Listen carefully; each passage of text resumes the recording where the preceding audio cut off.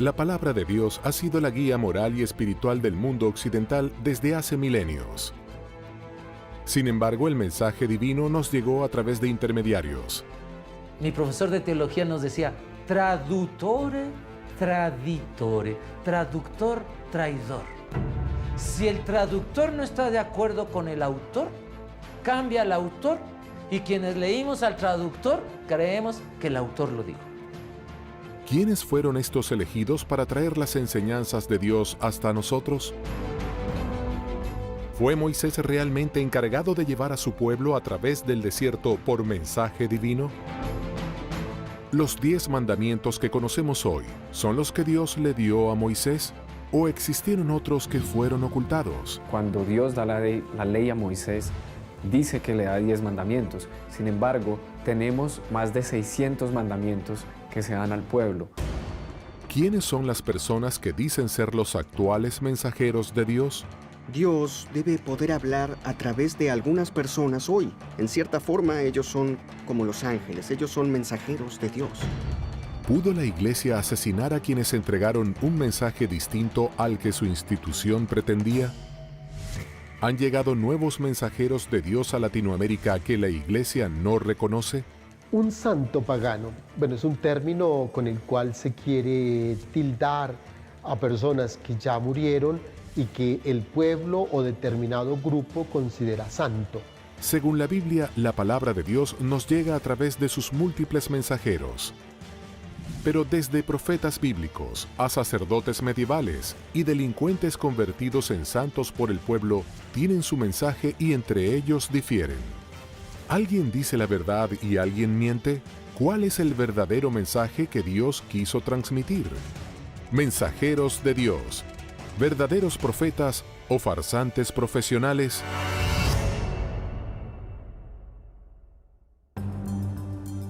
El Cairo, Egipto. Es hoy una populosa metrópolis con más de 8 millones de habitantes. Las orillas del río Nilo fueron durante milenios el epicentro político de la región. Para la tradición judeocristiana, fue en esta región donde Dios comenzó a dejar su huella más profunda en la civilización. El pueblo judío vivía bajo el yugo cruel del faraón de Egipto. Pero un día nació el hombre que daría comienzo a la insurrección. Y habló el rey de Egipto a las parteras de las hebreas, una de las cuales se llamaba Cifra y otra Fúa, y les dijo: cuando asistáis a las hebreas en sus partos y veáis el sexo, si es hijo, matadlo, y si es hija, entonces viva. En el hogar de Moisés, la madre pues quedó embarazada y tuvo a su hijo y lo tuvo oculto durante 3 meses. Por temor a que le hicieran daño, a que lo matara el poder del faraón, lo metió dentro de una cesta con betún y lo puso en el río Nilo, en un lugar de juncos, de tal forma pues, que no hubiera peligro de que se ahogara. Y el niño fue descubierto por la hija del faraón. La hija del faraón lo recogió, vio que era un niño hebreo, desde el primer momento vio que era un niño hebreo, y justo en ese momento se encontraba ahí la hermana de Moisés. Entonces la hermana de Moisés le ofreció a la hija del faraón conseguirle una nodriza, y la nodriza que le consiguió fue la misma madre de Moisés. Desde sus mismos orígenes hay quienes dudan de los relatos de la vida y nacimiento del mensajero más notable de la historia bíblica. Así son los mitos, porque hoy metes un bebé a una canastita de mimbre y se hunde, ¿no? Yo creo que traía flotadores en ese entonces, a ver qué, pero... Y además así son de atinados los mitos, no lo rescata cualquier mujer, la rescata exactamente la hija del faraón, ¿no? Y permite que la mamá judía, que es otra casualidad mítica, sea la nana. ¿Por qué habría de ser tan importante en el devenir de su historia el ser criado por la corte del faraón? Alguien que va a liberar y que va a liderar una rebelión contra el poder no puede ser educado ni criado con mente de esclavo. Muchas veces el líder no tiene que tener los miedos ni las ataduras que tienen los oprimidos.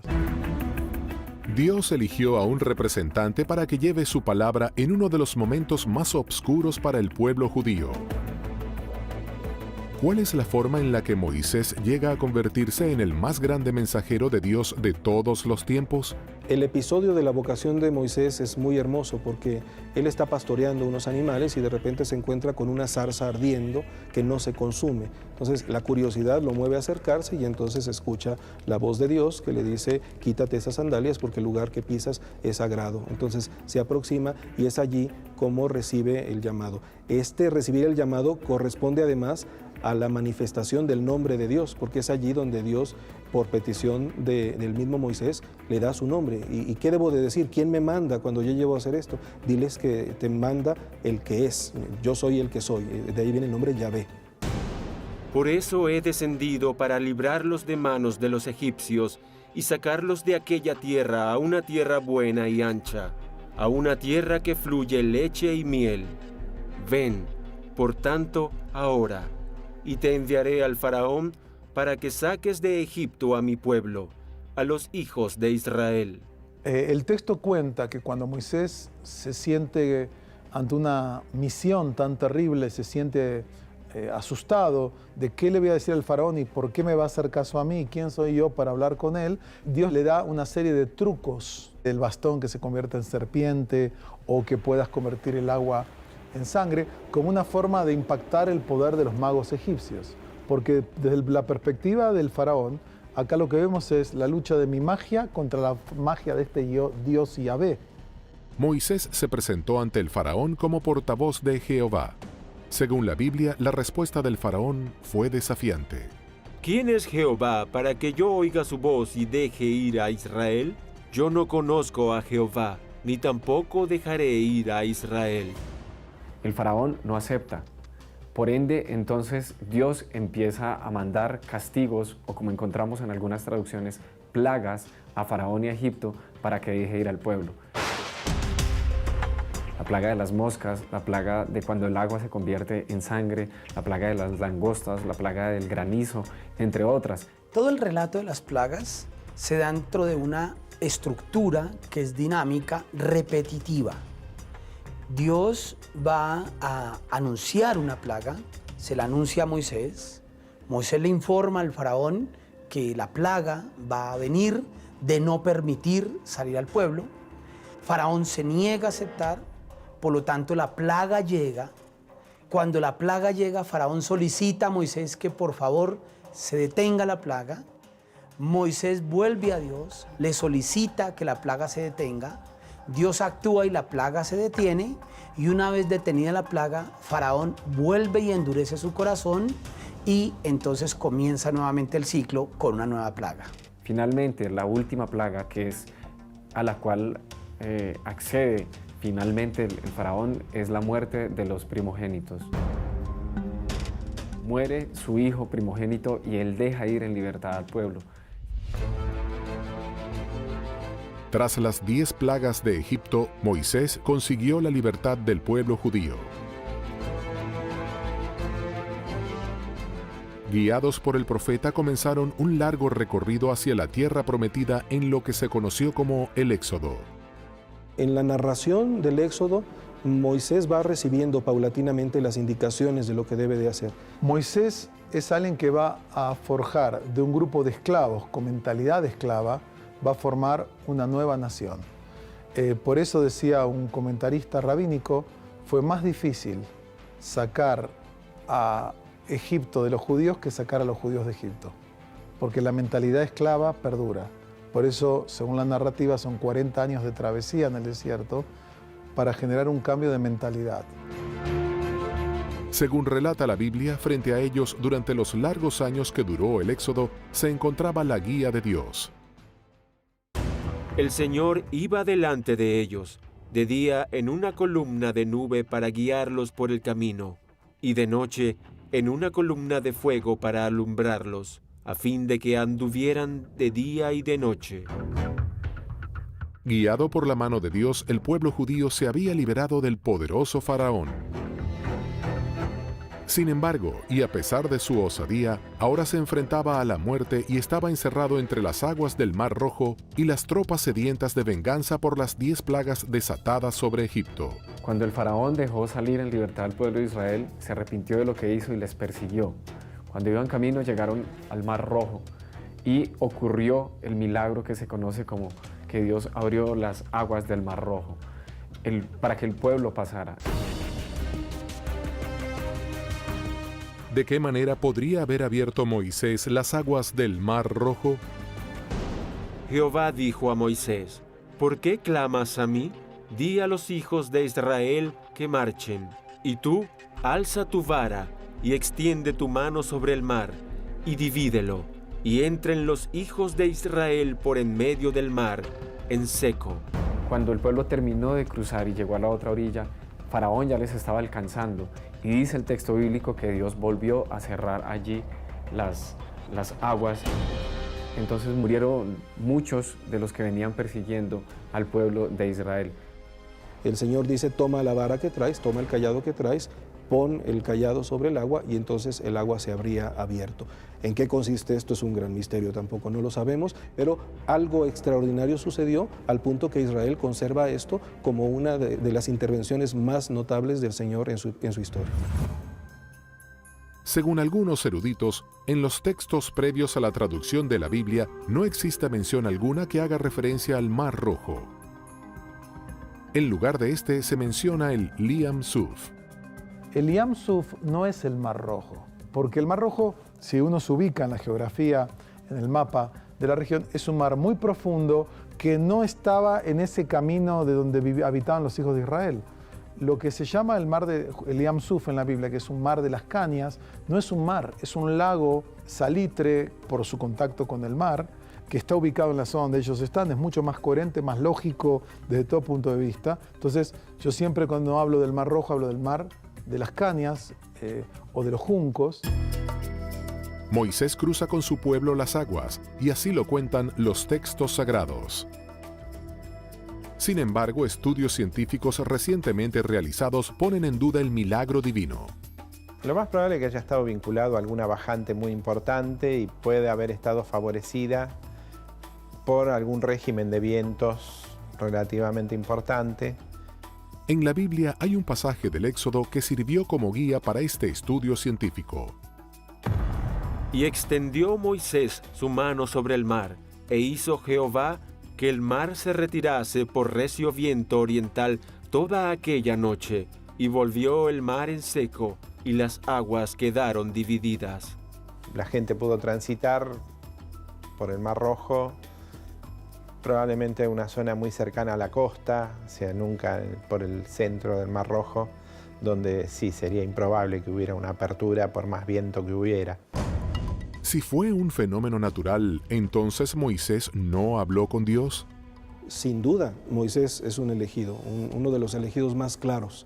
Un gran caudillo llamado por el Señor a llevar a cabo esta labor de mediación, primero en la negociación con el faraón y luego de guiar al pueblo tanto en el paso del Mar Rojo como en la llegada a la tierra prometida, aunque él mismo no entre a la tierra prometida. Claramente es un llamado por el Señor a cumplir esta misión. Aceptar la historicidad o no de los relatos del Éxodo se vuelve un problema de fe. Nuevas lecturas sobre el Antiguo Testamento abren dudas a eruditos y estudiosos sobre la forma en que Dios presentó los 10 mandamientos a Moisés.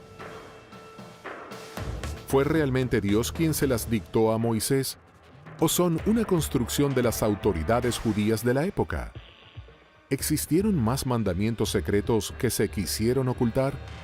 ¿Son reales los 10 mandamientos o, como algunos afirman, pueden ser las 10 mentiras más grandes de la historia?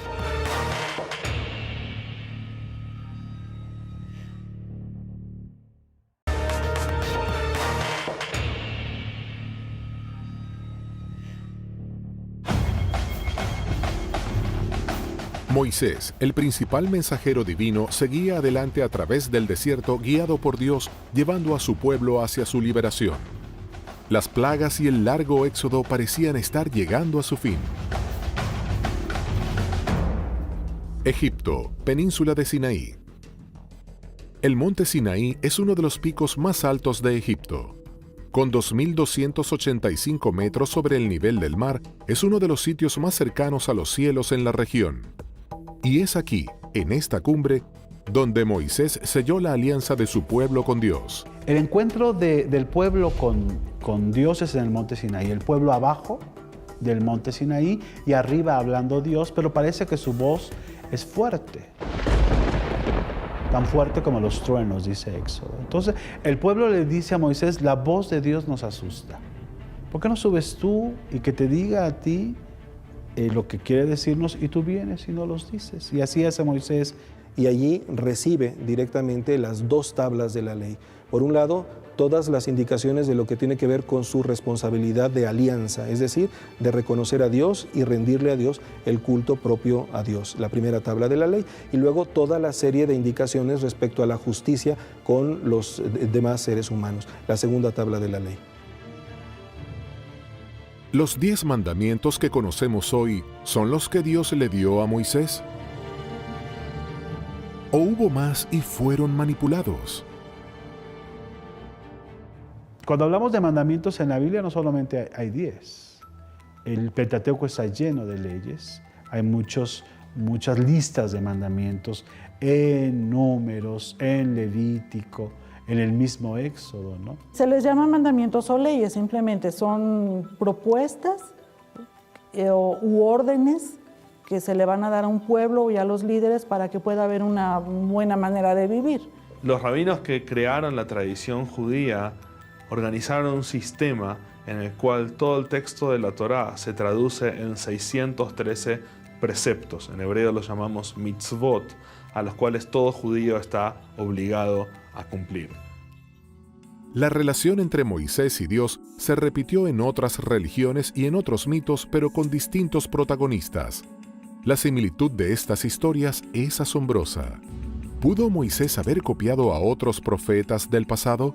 Moisés también puede ser un arquetipo. 500 años antes de Moisés, Hammurabi, rey de Babilonia, subió a la montaña sagrada y el dios Sol le dio la ley grabada en piedra para regir a la humanidad.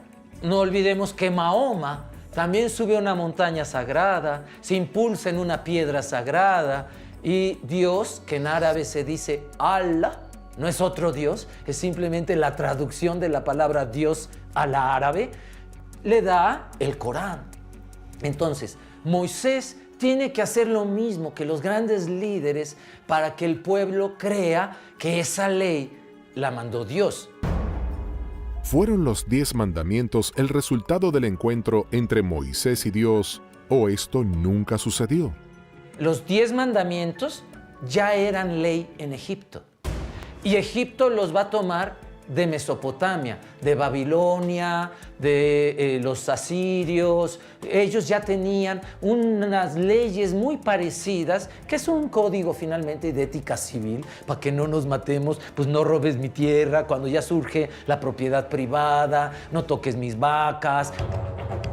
Si estos mandamientos fueron escritos por las autoridades de la época, ¿qué sucedió en el monte Sinaí?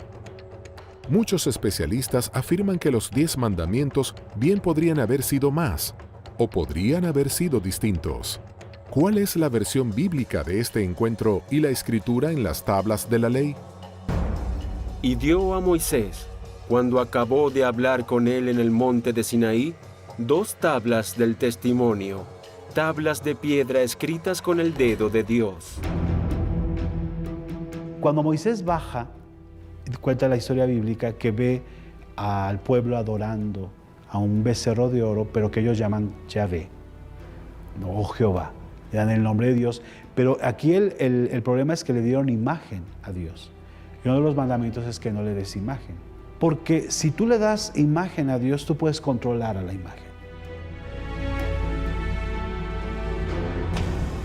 Y aconteció que cuando él llegó al campamento y vio el becerro y las danzas, ardió la ira de Moisés, y arrojó las tablas de sus manos y las quebró al pie del monte.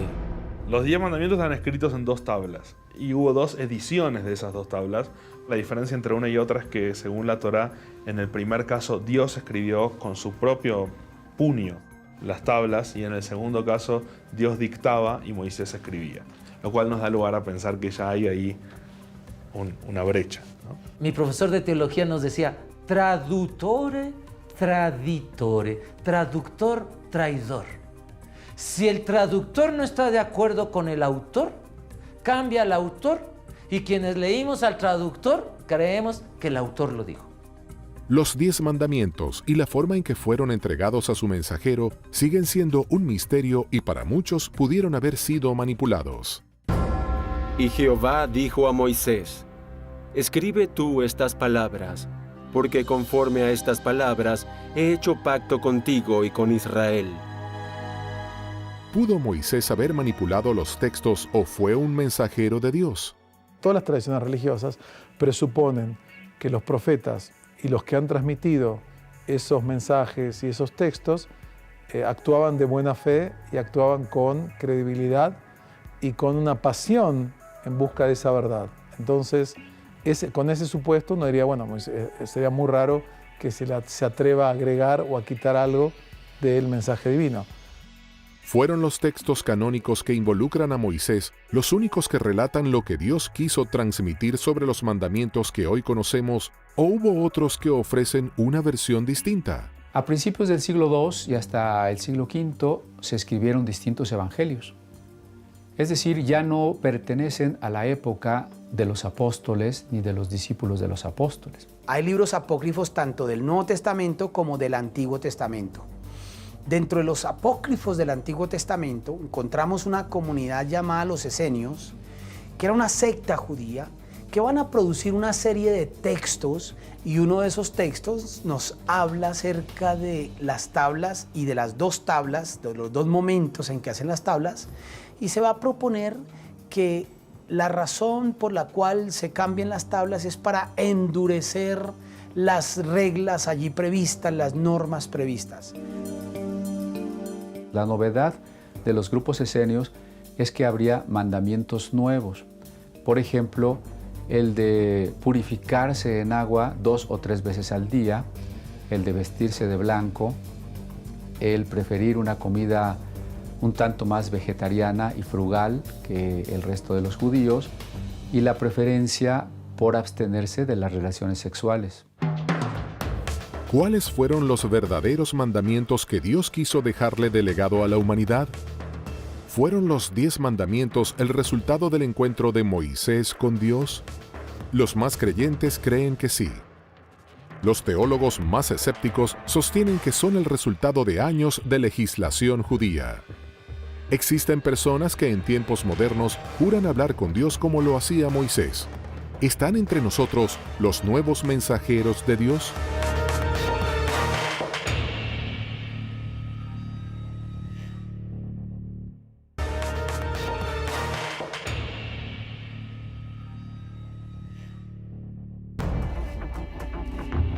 El encuentro de Dios con Moisés, donde recibe los 10 mandamientos, sigue siendo motivo de debate.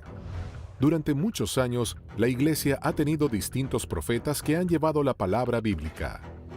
Y muchos creen que los mensajes de Dios siguen, no se han acallado, en especial en Latinoamérica. En Centeno, Santa Fe, en la República Argentina, está ubicado el Santuario de María Rosa Mística.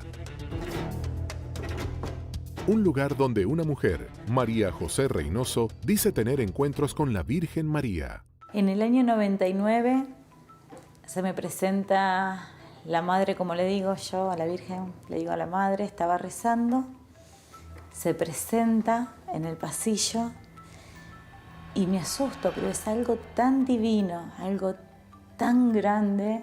Pensé que iba a ser esa vez y nunca más.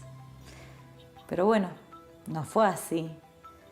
Se ve que tenía que prepararme y así fue, porque un 6 de abril de 2010 estaba rezando y al pie de la cama se presenta ella con sus brazos extendidos y yo digo que tiraba purpurina y el padre Benjamín me dice, no, son bendiciones que ella derramaba. ¿Cuáles fueron los mensajes que María José asegura haber recibido directamente de la Virgen? Me pide que vaya a buscar una imagen a parroquia, le comento al padre Benjamín, él va, la busca, me dice, ¿es esta? Sí, le digo. Ella pide que rece todos los días el Santo Rosario y que la dé a conocer. Cada fin de semana, cerca de 4.000 personas se reúnen y peregrinan para recibir lo que dicen es el mensaje de la Virgen a través de María José. María José llega a muchísimos fieles y por distintas vías. Hay mucha gente que la conoce y no ha ido a la misión. Estando en plena peregrinación, María José pareciera demostrar un poder sobrenatural cuando toca a los peregrinos en su cabeza. Tiene la capacidad de desvanecer a los asistentes de la procesión. ¿Qué es lo que experimentan sus seguidores quienes aseguran no ser los mismos luego de la imposición de manos? Sentí una paz, un descanso, te sale toda esa angustia que uno tiene adentro.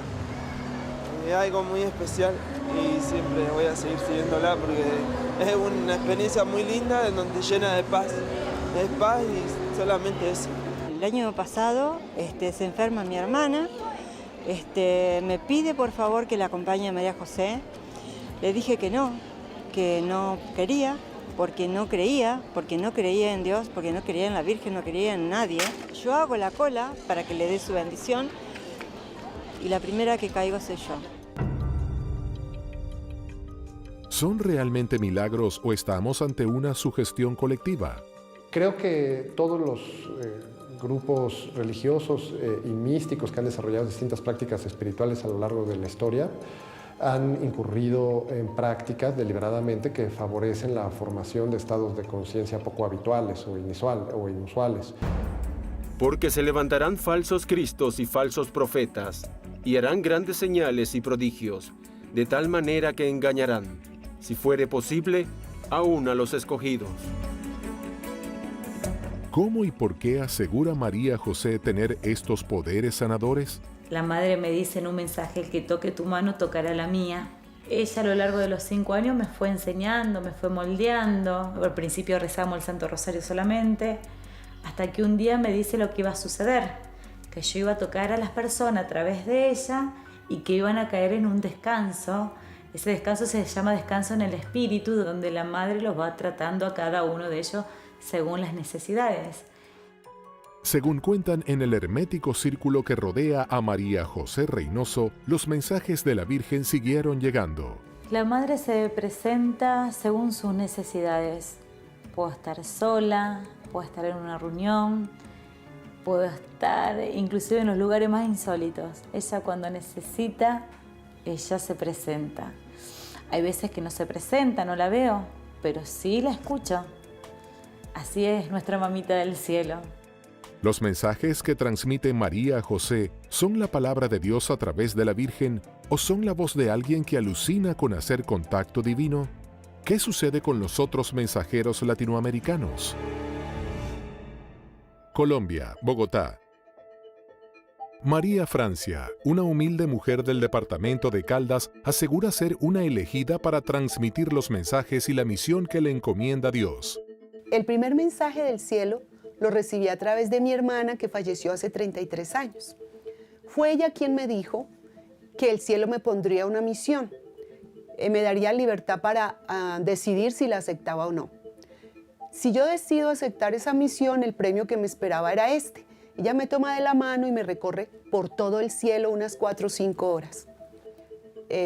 Yo quería quedarme allí porque era una mujer muy enferma, muy enferma.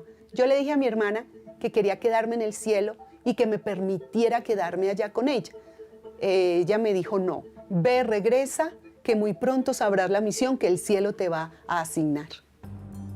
¿Pudo realmente Dios manifestar sus mensajes a través de los muertos?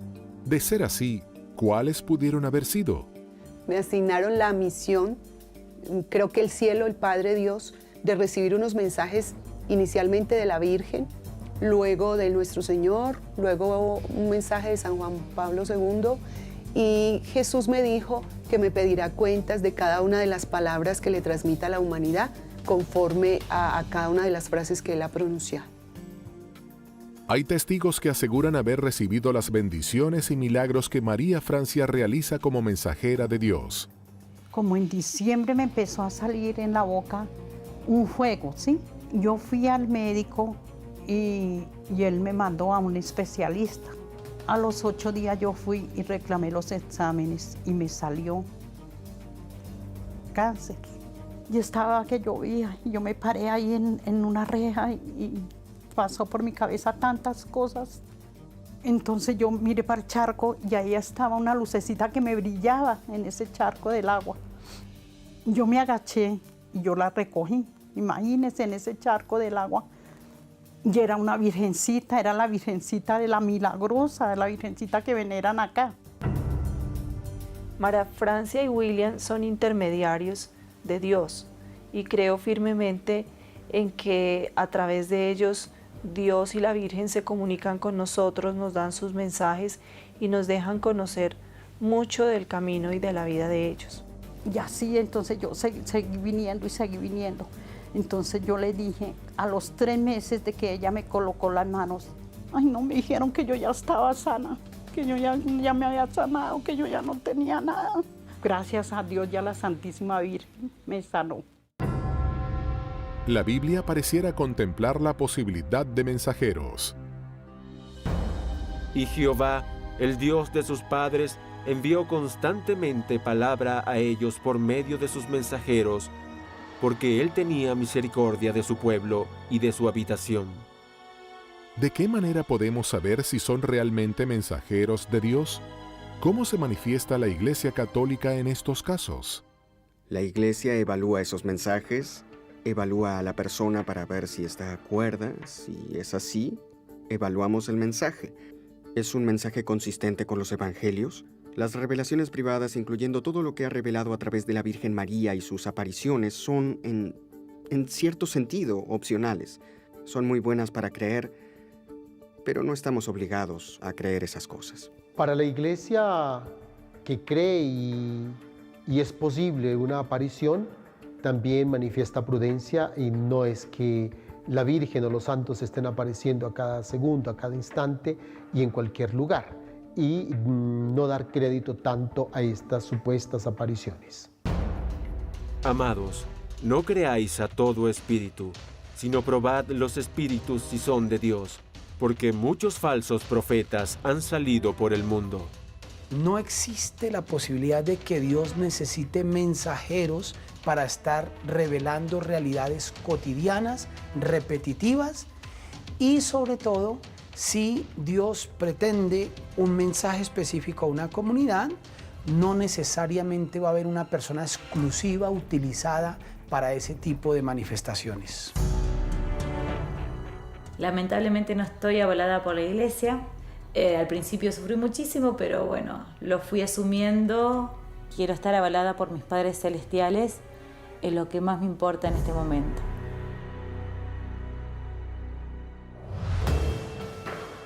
Los presuntos voceros de Dios extienden su influencia.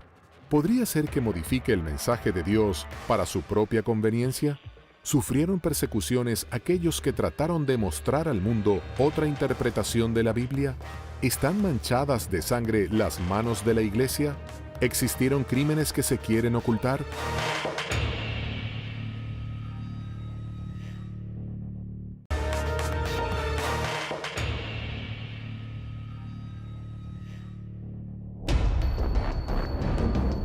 Los mensajeros de Dios no solo se encuentran en los pasajes bíblicos, sino también, como algunos aseguran, se encuentran hoy trabajando entre nosotros más allá de las páginas del libro sagrado. Las traducciones de la Biblia han sido numerosas, a 450 lenguas de forma completa y a más de 2000 de forma parcial, lo que la convierte en el libro más traducido de la historia. Cada nueva traducción lleva el mensaje de Dios a millones de personas. Pero tratar de divulgar la palabra divina podría ser muy peligroso. ¿Quién fue William Tyndale? ¿Y cuál fue su trágico desenlace luego de haber traducido la palabra de Dios? Un personaje clave e importante en estos episodios fue William Tyndale. William fue un estudiante de griego y de latín destacado. Se caracterizó por querer traducir el texto griego que había traducido Erasmo de Rotterdam al inglés del pueblo común en Inglaterra. Sin embargo, muchos no permitieron que se tradujera el texto al idioma común del pueblo Y eso ocurrió no solamente en Inglaterra, ocurrió también en Alemania, en Suiza, en los Países Bajos. Tyndale fue perseguido por la iglesia porque la iglesia creía que el pueblo no debería contar con la Biblia en su propio idioma. Ni siquiera el Padre Nuestro podía repetirse en inglés, todo tenía que ser en latín. La idea de que la gente podría distorsionar la Biblia porque no la iba a poder entender. Tyndale publicó el Nuevo Testamento en inglés fuera de Inglaterra, sin embargo fue traicionado por un amigo y la Inquisición lo regresó a Inglaterra, donde murió quemado vivo en la hoguera por haber traducido sin el consentimiento de la iglesia lo que él consideraba era el pan espiritual que la gente estaba necesitando. Y vi tronos, y se sentaron sobre ellos los que recibieron facultad de juzgar. Y vi las almas de los decapitados por causa del testimonio de Jesús y por la palabra de Dios. A partir de las traducciones de Tyndale, el mensaje de Dios podía llegar a quienes antes nunca había llegado. Y eso, para ojos de muchos, podía ser peligroso. La Iglesia Católica siguió desestimando la traducción de la Biblia en buena medida porque el pueblo católico es muy ignorante de la Biblia, por consiguiente incapaz de enfrentarse a los textos bíblicos, que estaban prácticamente, en la práctica estaban prohibidos. Según eruditos y teólogos, la traducción de Tyndale era peligrosa porque al acercar el mensaje de Dios al pueblo, el sacerdote ya no era el intermediario entre los feligreses y Jehová. Tenían temor los príncipes, los gobernantes, de que el pueblo, al acceder a las Escrituras, el Papa y los líderes religiosos, la Iglesia institucional, perdiera poder. La gente común y corriente no debería leer la Biblia porque la iba a malinterpretar. Lo que en realidad iba a pasar es que las personas no necesitarían como intermediario al clero. La idea protestante era que el pueblo directamente tenía que tener la Biblia en su idioma y tenía que interpretarla cada creyente. Entonces, en realidad, esto era el problema. William es encarcelado y después es asesinado. Muere en la horca y también quemado. La razón, por haber traducido el texto del griego al inglés común del pueblo.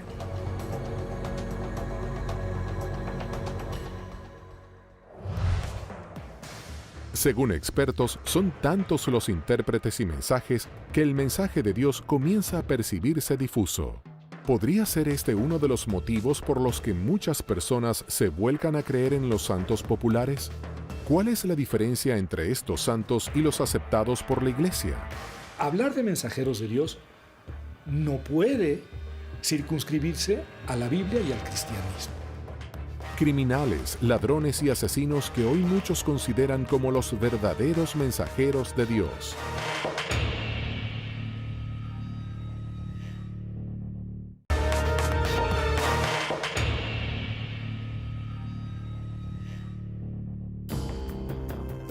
Los mensajeros de Dios a lo largo de la historia tuvieron distintos protagonistas y diferentes desenlaces. Están los que aseguraron hablar con Dios, los que reciben mensajes de la Virgen o quienes tradujeron con un trágico final ese mensaje divino, como el caso de William Tyndale. En la liturgia católica, los creyentes piden milagros a Dios a través de los santos. Por distintas circunstancias, la población recurre además a los santos populares, muchos de ellos paganos. Figuras que no fueron aprobadas por la Iglesia Católica y sin embargo movilizan millones de creyentes. ¿Son en Latinoamérica los santos paganos vistos como los verdaderos mensajeros de Dios? En el texto bíblico, la palabra santo utilizada para las personas es el pueblo de Dios porque era único y especial, y después la iglesia, porque es única y especial. No es la calidad moral y humana de la persona la que lo hace santo, sino en el contexto del Nuevo Testamento es la elección que Dios hace de las personas. Porque yo soy Jehová, que os hago subir de la tierra de Egipto para ser vuestro Dios. Seréis, pues, santos, porque yo soy santo. Acusados muchos de violaciones, robos y asesinatos, los santos paganos populares latinoamericanos suelen tener un pasado criminal. El santo de los narcotraficantes o el santo de los ladrones, etc. no serían mensajeros de Dios, primero, ni sabemos si existieron. Segundo, el cristianismo no es fetichista. El cristianismo no supone que una imagen o que un objeto te va a resolver los problemas. El interés de Cristo está en la transformación del corazón de las personas. Podríamos pensar que los santos populares están asociados a lo que sería la precarización, la necesidad, la ausencia de canales institucionales para resolver muchos problemas que ellos podrían ser atendidos sin necesidad de recurrir a fuerzas mágicas, supranaturales o religiosas. ¿Quiénes son estos personajes convertidos en santos populares a quienes se les pide milagros? México, Tijuana. En esta región sobresale la figura de Juan Soldado, santo patrono de los indocumentados mexicanos. La figura de Juan Soldado solo tiene sentido como todos los santos populares a partir de su inscripción en una historia social particular. Y en este caso la historia social es el fin de la llamada ley seca, la ley Volstead, el fin del prohibicionismo del licor. Esto genera un movimiento, la gente se enfrenta, hay muertos, se cierra la frontera internacional, se declara el Día Sangriento de Tijuana. En ese movimiento justo se da el asesinato de la niña Olga Camacho. La gente va y trata de linchar al supuesto responsable, Juan Castillo Morales, a quien se le acusa. Y en una situación sumamente irregular se le aplica la ley fuga. Y delante de los ojos de todos, pues es abatido, es muerto. Inmediatamente después empiezan a aparecer testimonios donde supuestamente Juan Castillo Morales se aparece su ánima clamando su inocencia. Entonces, la misma gente que quería lincharlo inicia un proceso de santificación. Pero ¿cuáles serían los motivos por los que se los convierte en santos a estos personajes que parecen estar tan alejados de la palabra del Señor? En la Biblia no hay ninguna figura santa, no hay ninguna figura perfecta. Más aún, el libro de Eclesiastés dice una frase que no hay persona justa que no peque. Y nosotros vemos los defectos de Abraham, de Moisés, de las figuras más sagradas. Son seres humanos que en su búsqueda de encontrarse con Dios, de cumplir con su misión, con su destino, tropiezan, caen, encuentran su lugar en el mundo. Otro de los santos paganos más populares es conocido como Santa Muerte. El origen de esta creencia data de la época prehispánica y está relacionado con los dioses aztecas y mayas. ¿Por qué aquellas personas que viven vidas signadas por la violencia veneran a este santo pagano? El culto a la Santa Muerte nace de un continuo exponerme a perder la vida. Se piensa que el dueño de la vida es la muerte. Entonces lo adoro, le pido para que yo no pierda la vida en un contexto de violencia y de muerte. El culto a la muerte es un culto en donde se mezclan cultos típicos de la violenta realidad carcelaria, que tienen que ver con la manipulación de huesos, de cadáveres en determinados momentos rituales. Esas personas que provienen de sectores populares llevan la religiosidad de los sectores populares también a las cárceles. Y en las cárceles se mezcla con el otro elemento también importante, que es el elemento de la violencia. Para poder discernir entre lo santo y lo profano, y entre lo inmundo y lo limpio. La Santa Muerte es un culto aberrante y contradictorio desde el punto de vista católico. No solo no son mensajeros de Dios, son un peligro para quien entra en estas prácticas y para quien se incorpora a las filas de estas pseudo religiones.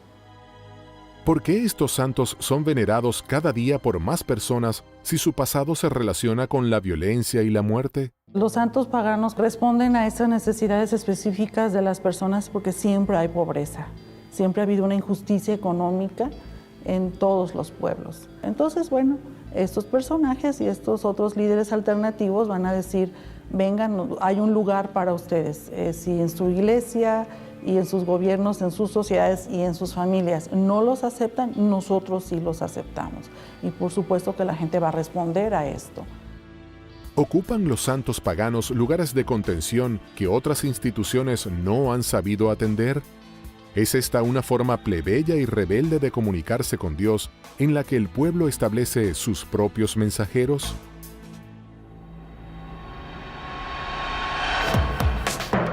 Desde el inicio de la religión, los mensajeros de Dios han ocupado un lugar central en el cristianismo.